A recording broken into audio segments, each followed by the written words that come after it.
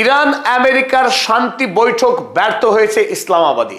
খালি হাতে ফিরে গেলেন মার্কিন ভাইস প্রেসিডেন্ট জেডি ভ্যান্স। তাহলে এখন যেটা কোটি টাকার প্রশ্ন, আমেরিকাকে তাহলে নতুন করে আবারও ইরান হামলা করবে? ইসরায়েল মুখিয়ে আছে যুদ্ধ করবার জন্যে, কারণ তার কাছে যুদ্ধ করবার ছাড়া দ্বিতীয় কোনো রাস্তা খোলা নেই।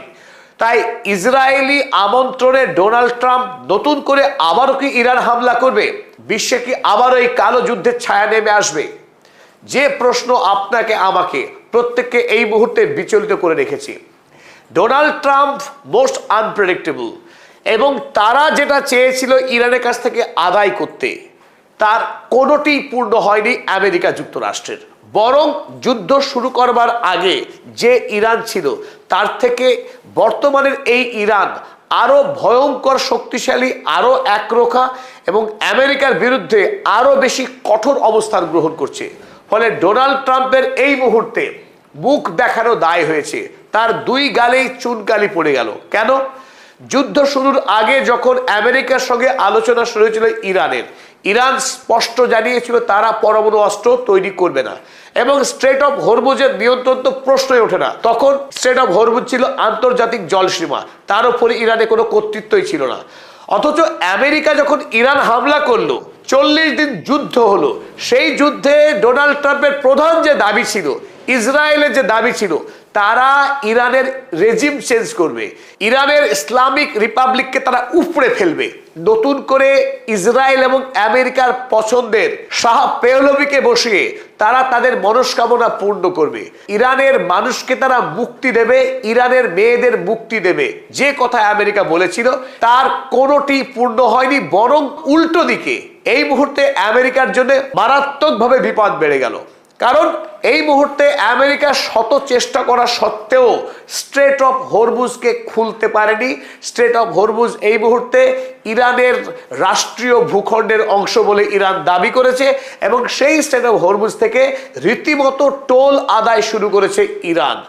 অপরদিকে যে প্রশ্নে ইসরায়েল সবচাইতে বিব্রত, আমেরিকার মাথা হেট হচ্ছে, তা গতকাল স্পষ্ট ইরান জানিয়েছে তারা পরমাণু অস্ত্র তৈরি করবে, এবং আমেরিকার যে চাপিয়ে দেওয়ার দ্বিচারিতা যে ইরান পরমাণু অস্ত্র তৈরি করতে পারবে না, তা মুখের উপরে জানিয়েছে আগামী দিনে ইরান পরমাণু অস্ত্র তৈরি করবে। সুতরাং আমেরিকার যে চাপ যে দুটো বিষয়ে ইরানকে সরে আসতে হবে, তা কিন্তু পূর্ণ হলো না। ফলে আমেরিকা যে আর পৃথিবীতে সুপার পাওয়ার নেই সেটা স্পষ্ট হয়ে গেল দুটি ক্ষেত্রে। এক, যুদ্ধের ময়দানে আমেরিকা ইরানকে হারাতে পারেনি। দ্বিতীয়ত, আলোচনার টেবিলেও কোনোভাবেই ইরানকে নিয়ন্ত্রণ করতেই পারেনি আমেরিকা, বরং রীতিমতো নাস্তানুবাদ হয়ে জেডি ভ্যান্স হতাশ হয়ে তাকে পাকিস্তানে বাড়ি ত্যাগ করতে হলো।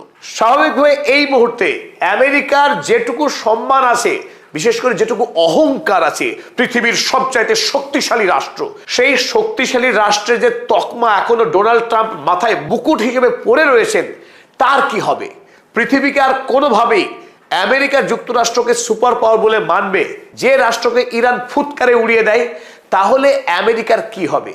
ইসরায়েলের কি হবে? তারা কি চুপচাপ মেনে নেবে তাদের পরাজয় হয়েছে? নতুন করে আর কোনো আলোচনায় না গিয়ে যে অবস্থায় আছে ইরান, সেই অবস্থায় রেখে দিয়ে আমেরিকা বেরিয়ে যাবে তার মুখ রক্ষা করে? নাকি নতুন করে আবারও ইরানের সামরিক হামলা চালাবে? যে স্বপ্ন তাদের পূরণ হয়নি সেই স্বপ্ন পূরণ করতে আসবে। যদি আবারও ইরান হামলা করে আমেরিকা, তাহলে কি তারা বিজয়ী হবে? যদি বিজয়ী না হয়, তাহলে আমেরিকার কি হবে? আমেরিকার সাম্রাজ্যের পতন আনুষ্ঠানিকভাবে লিখিত হয়ে যাবে দ্বিতীয়বার হামলা করে যদি ইরানকে কাবু করতে না পারে।